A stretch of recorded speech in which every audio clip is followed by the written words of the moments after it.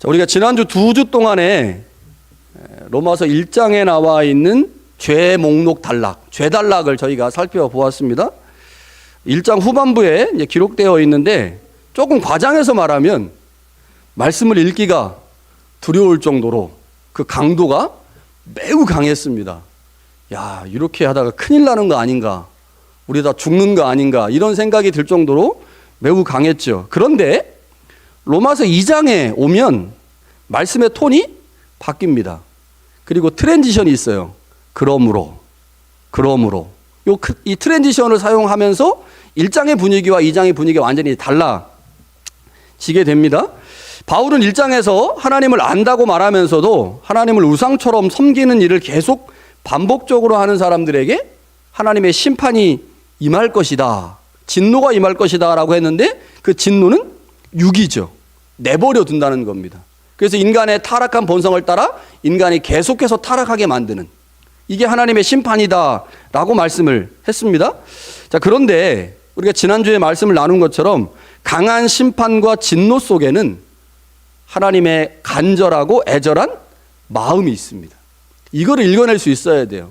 하나님이 무섭게 화내신다고, 하나님이 강하게 진노하신다고, 와, 하나님 왜 저래? 라고 하면 안 되고, 왜 하나님께서 저렇게 강하게 진노할 수밖에 없는지, 그 진노의 이면에 하나님의 어떤 마음이 있는지를 이제 알게 되면 하나님의 마음이 저랬구나 라고 이제 조금 더 이해가 되는 거죠.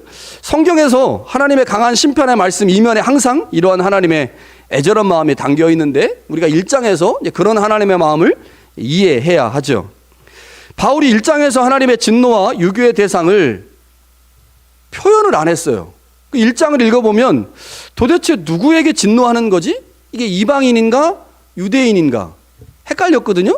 그런데 2장에 넘어오면 바울이 그 심판의 대상을 직접적으로 밝힙니다. 유대인입니다. 유대인. 자, 오늘 본문 1절에서 11절에서는 그 대상을 밝히지 않지만 오늘 본문이 다음 주에 보게 될 17절 이하 말씀과 연결되어 있거든요. 약간의 데칼코마니 같습니다. 그러니까 1절부터 11절까지 했던 내용을 다른 각도로 다시 재반복하는 게 17절부터 그 이하 말씀입니다. 자, 그렇기 때문에 17절에 언급되는 대상, 유대인은 사실은 17절 이하의 말씀에도 해당되는 거지만 앞에 단락인 1절부터 11절에도 해당되는 거죠. 자, 따라서 우리는 2장 전체에서 심판과 책망의 대상이 유대인이라는 사실을 알게 됩니다. 자, 그런데 왜 톤이 바뀌었을까요? 1장에서는 그 대상을 분명 유대인이라고 염두에 둔 것 같아요. 말은 하지 않았지만 심판의 대상이 유대인이다라고 이제 이 바울이 머릿속에, 마음속에 생각을 하고 있었지만 대상을 안 밝혔거든요. 그런데 2장에 가서는 그 대상을 밝힙니다.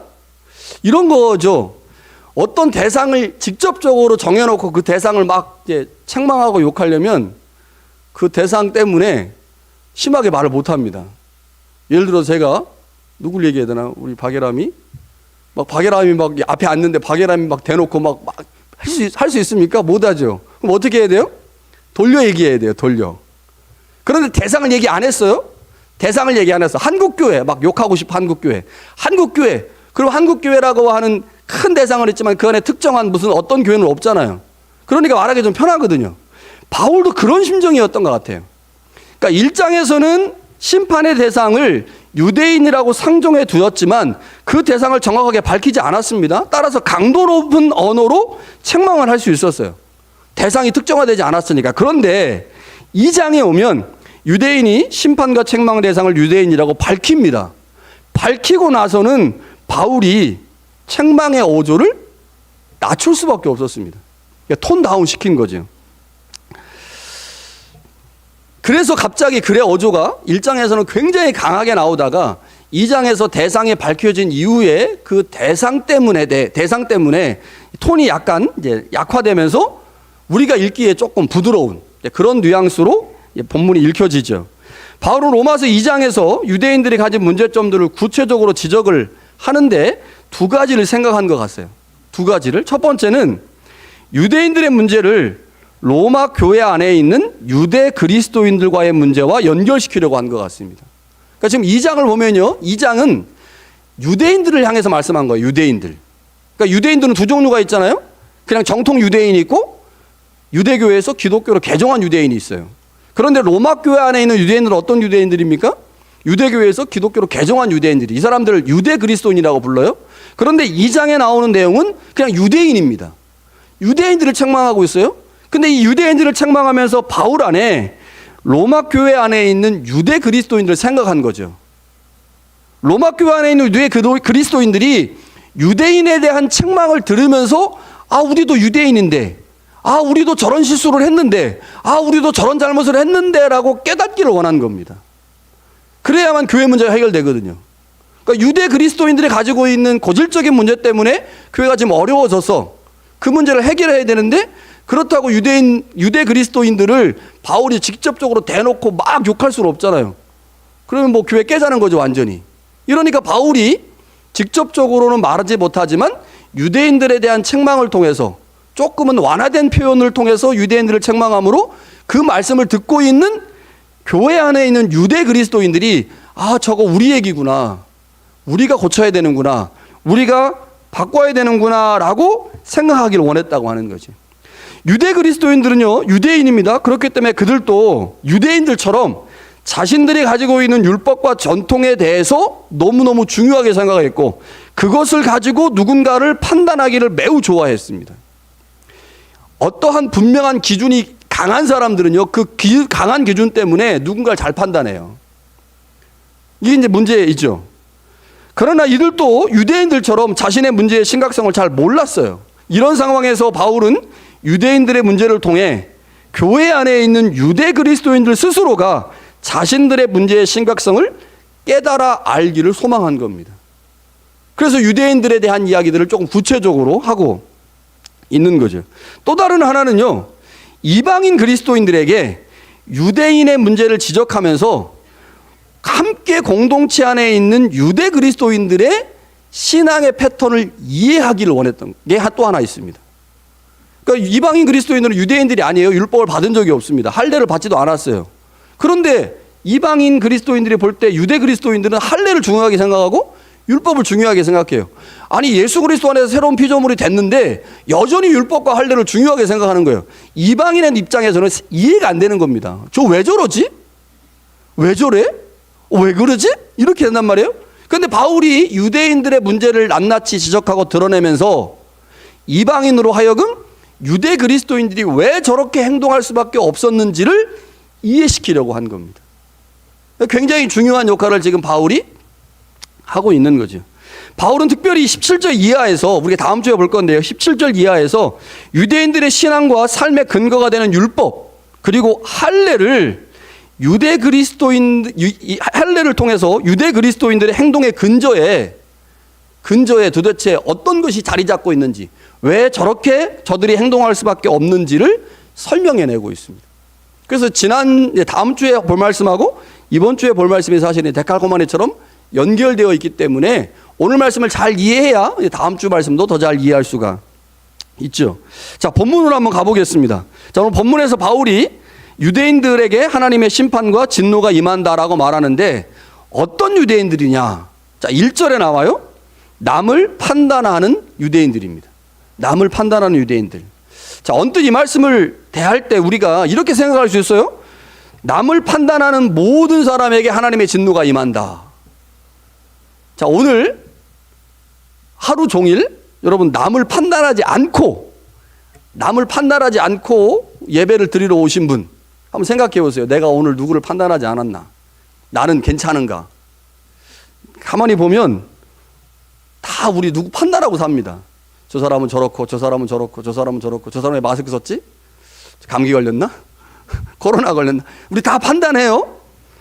우리는 종종 누군가를 판단하거나 비판하는 것을 정죄하려고 하는 경향을 강하게 보입니다.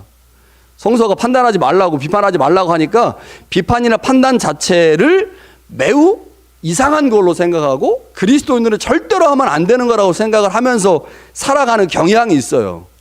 여러분, 그러나 우리가 세상을 살면서 어떻게 누구를 판단하지 않고 비판하지 않고 살겠습니까? 가능합니까? 불가능해요.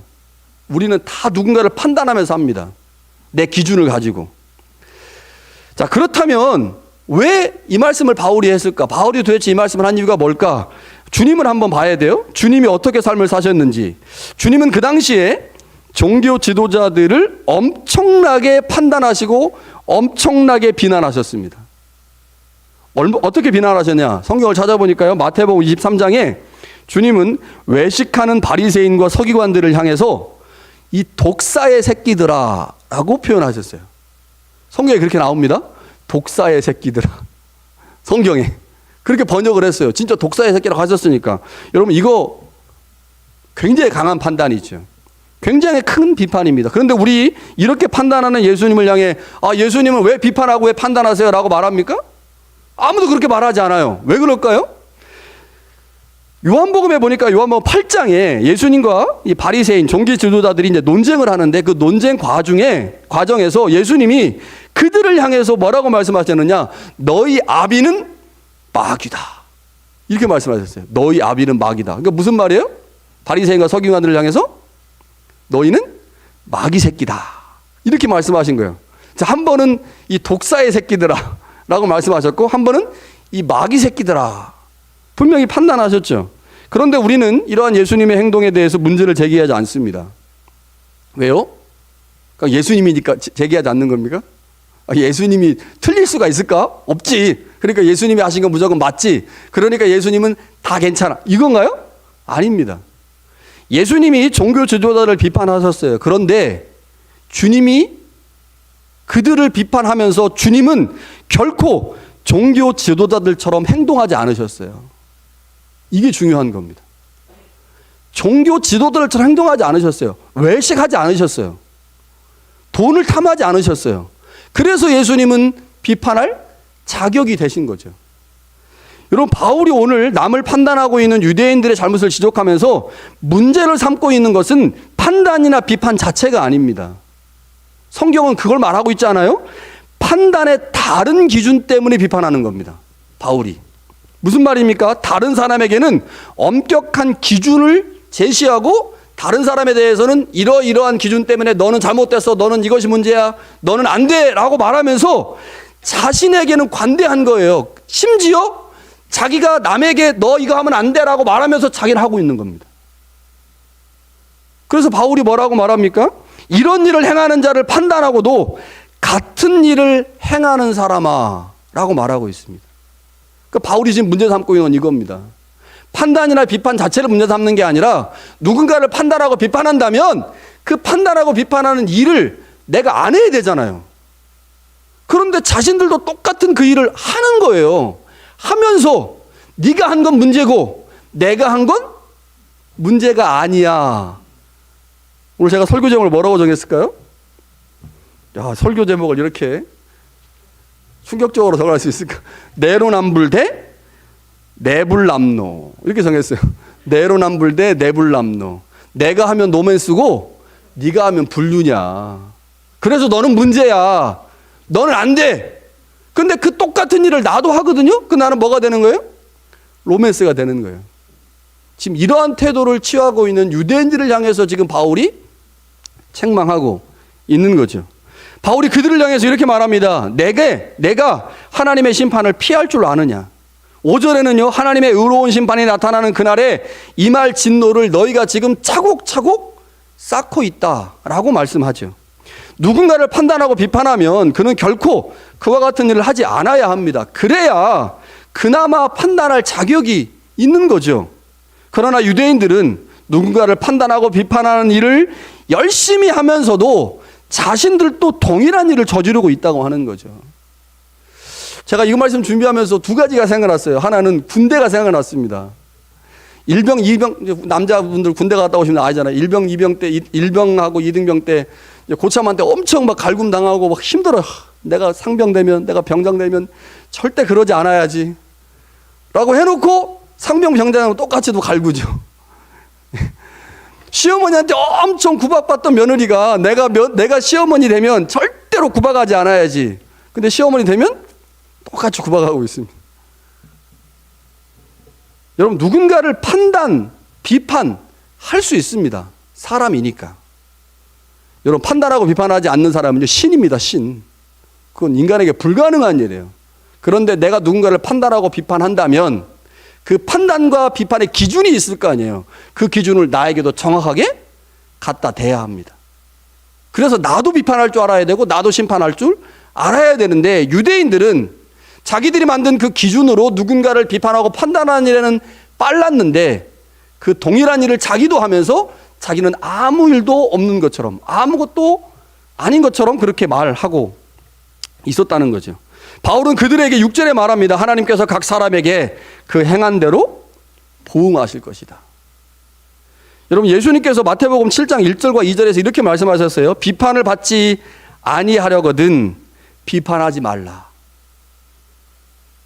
비판 안 받으려면 비판하지 마라. 너희가 비판하는 그 비판으로 너희가 비판을 받을 것이요, 너희가 헤아리는 그 헤아림으로 너희가 헤아림을 받을 것이다 라고 말씀했죠. 지금 바울이 말하고 있는 것이 바로 이 주님이 말씀하신 것과 같은 겁니다. 그러니까 하나님께서 각 사람에게 그 행한 대로 보응하신다라고 하는 것은 누군가를 비판하면서도 자신도 그 행위를 역시 하고 있다면 그 심판은 누가 하는 거냐? 하나님이 하는 겁니다. 내가 A라고 하는 사람을 비판했어요. 판단했어요. 심판을 누가 하는 거예요? 내가 하는 거죠. 저 사람의 행동에 대해서. 너 잘못했어 라고 내가 저 사람을 심판하는 겁니다. 정죄하는 거고. 그런데 그 동일한 일을 내가 하고 있잖아요. 그럼 하나님이 행하신 대로 보응하시는데 그 보응이 뭐냐? 하나님이 나를 심판한다는 겁니다. 그러니까 제일 좋은 건 뭐겠어요?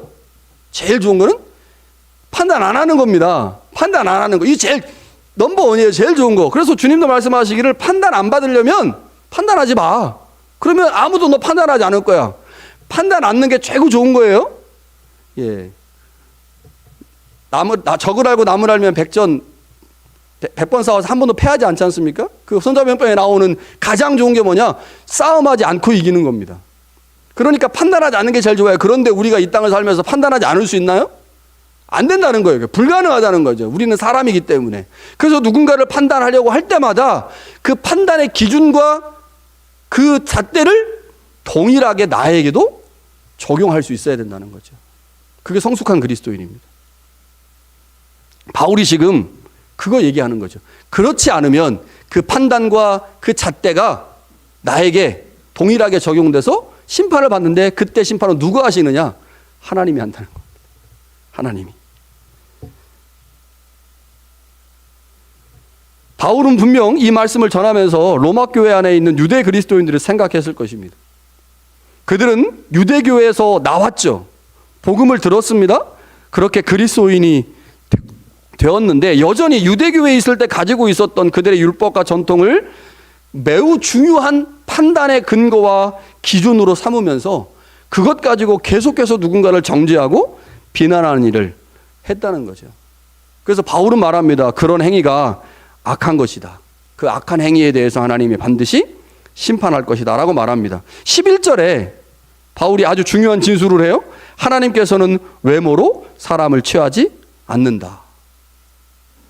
이 말씀 보면서 이런 생각이 들었어요. 하나님은 외모로 사람을 취하지 않는데, 우리는 역시 우리는 사람이구나. 우리는 하나님이 아니라 우리는 외모로 사람을 취하는구나.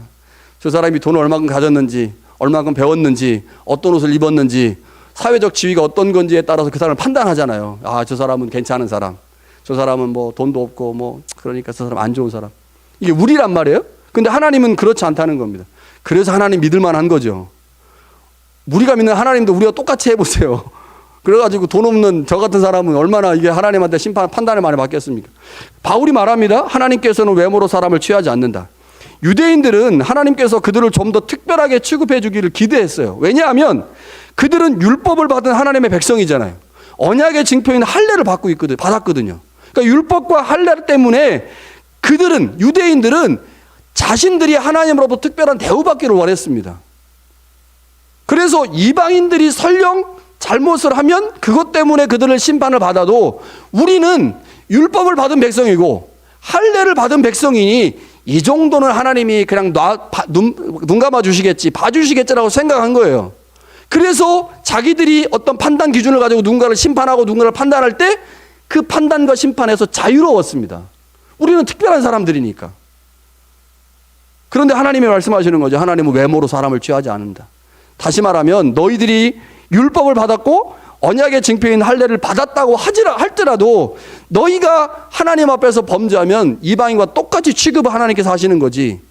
그것 때문에 하나님이 너희를 봐주시지 않는다. 착각하지 마라 라고 지금 바울이 이야기하고 있는 거죠. 여러분, 유대인들은요, 자부심이 굉장히 강한 사람들입니다. 자부심에는 두 얼굴이 있어요. 하나는 자신감의 얼굴이고 또 다른 하나는 교만의 얼굴입니다. 자부심이 좋은 방향으로 가면 자신감이에요. 그러나 그것이 나쁜 방향으로 가면 교만이 됩니다. 자부심이 너무 강하면, 내가 특별하다라고 하는 자부심이 너무 강하면 그 특별함 때문에 누군가를 무시하거나 누군가를 깔보죠.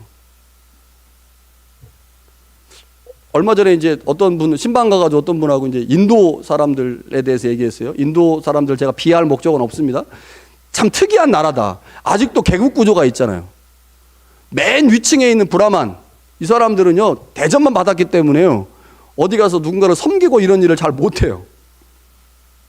그러다 보니까 캐나다에 와서도 대접받아야 되는 거예요. 그 나라에서 계속 대접받았으니까. 특별한 위치에 있는 사람들, 특별한 위치를 점유하고 있는 사람들이 대체적으로 보이는 중요한 특징 중에 하나가 뭡니까? 교만입니다. 교만. 자신이 특별한 위치에 속한 사람이라고 하는 자부심이 교만으로 나타나게 되는 거죠. 강한 자부심으로 인해서 또 다른 하나의 문제는 현실을 보지 못하고 헛된 몽상에 빠지게 되는 경우가 굉장히 많습니다. 그 자부심이 강하고 특별하다고 생각을 하니까 세상이 나를 중심으로 돌아가야 되는 거죠. 세상이 나를 중심으로 돌아가야 되다 보니까 몽상에 빠지는 거예요.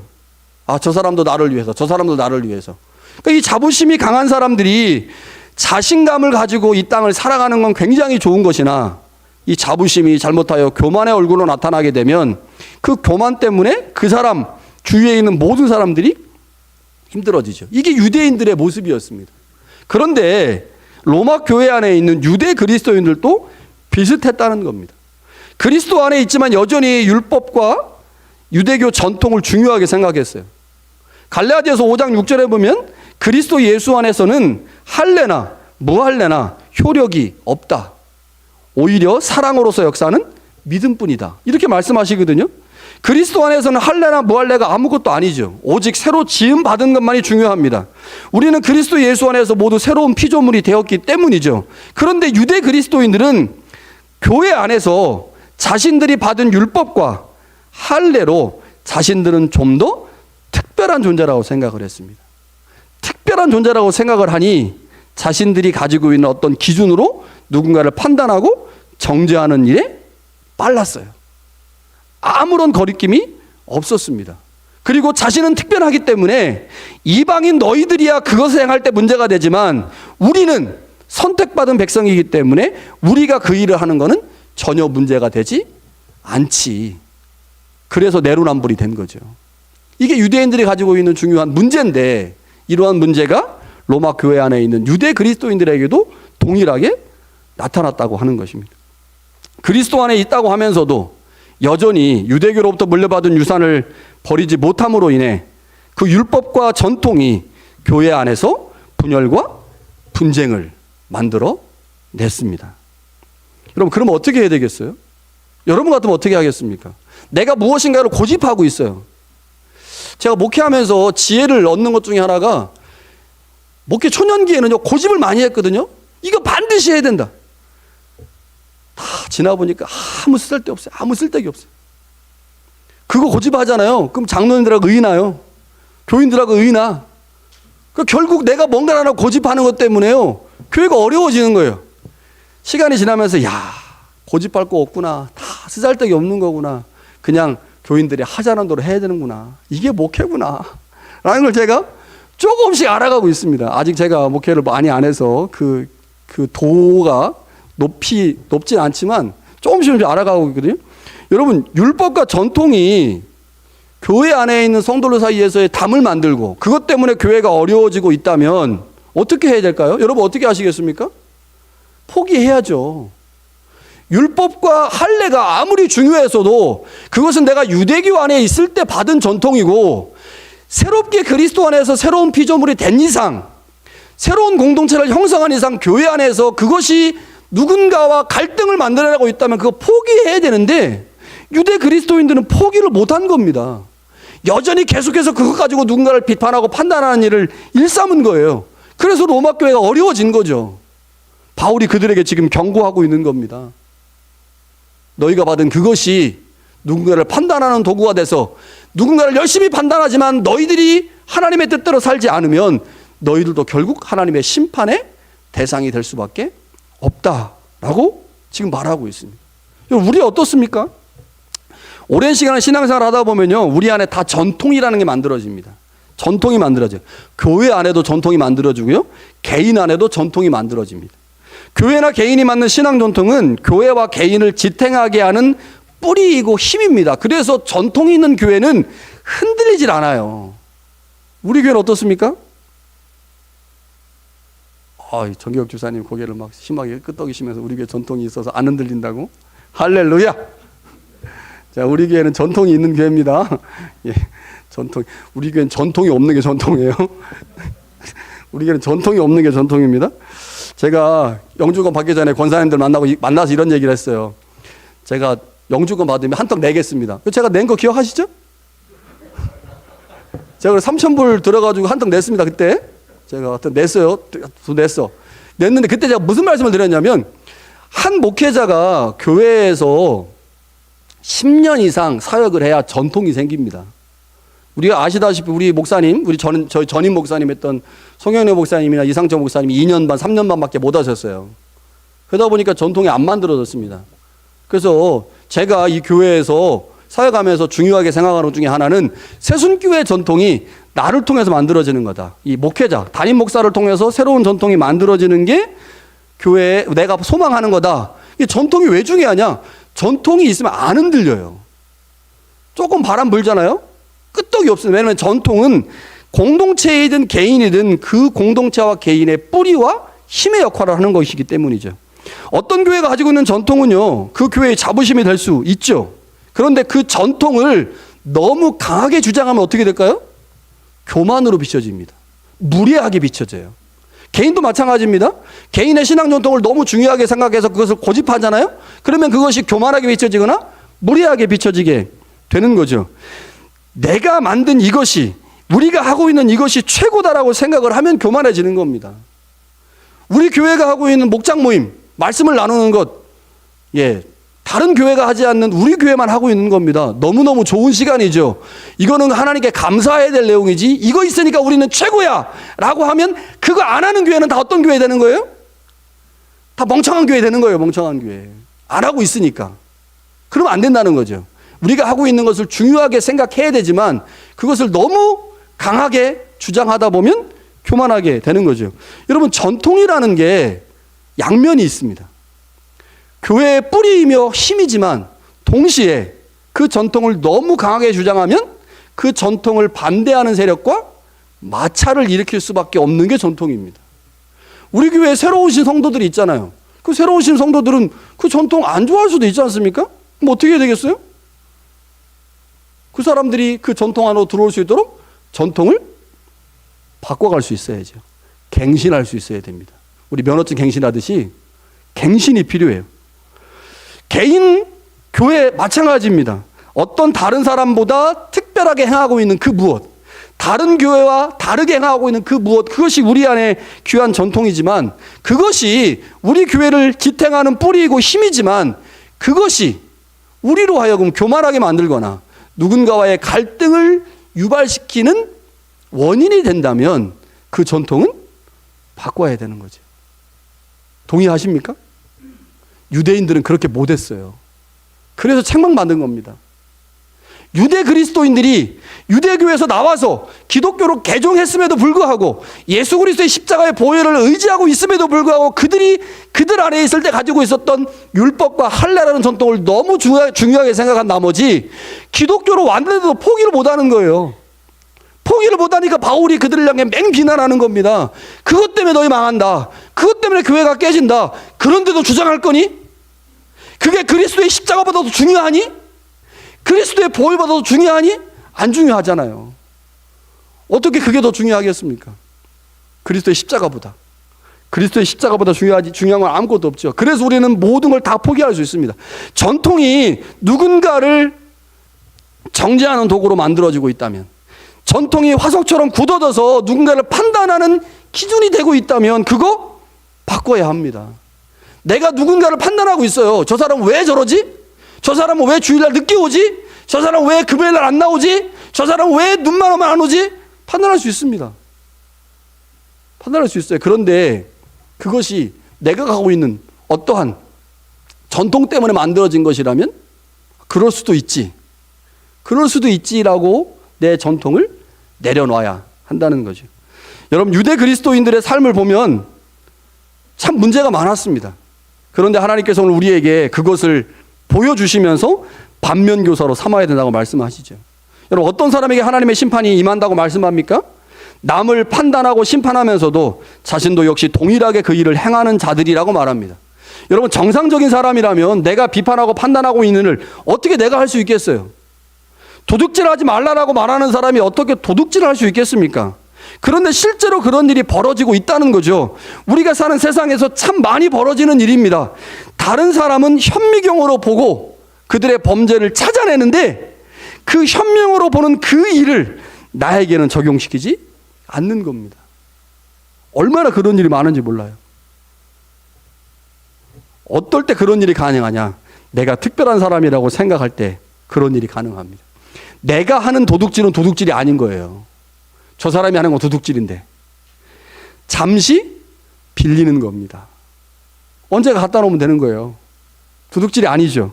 나는 특별한 사람이기 때문에 모든 상황에서 예외가 된다고 믿는 거죠. 그렇게 특별하다는 생각이 다른 사람을 판단하는데 선수가 되고 교만이 되게 만들죠. 여러분, 우리는 물론 하나님이 우리에게 은혜를 주셨기 때문에 우리는 특별한 존재입니다. 그런데 우리가 특별하게 된 게 우리 자체가 특별하기 때문입니까? 아니에요. 특별하게 해주시는 분 때문에 특별한 겁니다. 그거 잊으면 안 됩니다. 그리스도 때문에 특별한 거예요. 하나님의 은혜 때문에 특별한 거죠. 그것을 모르고 나 자신이 그냥 특별하다고 생각돼서 내가 세상의 중심이 되어야 하고 그래서 내가 하는 것은 아무 문제 없다고 생각한다면 그 사람은 결국 하나님의 진노와 심판을 피할 수 없다라고 지금 바울이 우리에게 말해주고 있는 겁니다. 우리는 오늘 본문에서 왜 유대 그리스도인들이 심판의 대상이 되고 있는지를 기억해야 합니다. 다른 사람의 행동에 대해서는 엄격하고 나 자신에게는 관대한 사람이 되어서는 안 됩니다. 그래서 제가 오늘 설교 제목을 이렇게 정했어요. 내로남불 대 내불남노. 내로남불 아시죠? 내가 하면 로맨스, 남이 하면 불륜. 이런 태도의 삶을 우리가 살아가고 있는데 바꿔서 살자는 거죠. 바꿔서. 내불남노. 내가 하면 불륜, 남이 하면 로맨스. 이제 남을 판단하는, 타인을 판단하는 자리에 서 있지 아니하고 오직 용서와 용납과 이해해주는 그리스도인으로 살아가면 좋겠습니다. 지금보다 더 성숙한 그리스도인 이 땅을 살기 위한 가장 중요한 방법 중에 하나, 타인에게는 관대하고 나에게는 엄격한 삶의 태도를 갖는 거죠. 여러분, 그렇게 이 땅을 살아가게 될 때 하나님의 나라가 우리를 통해서 이 땅에 든든하게 세워지게 될 것입니다.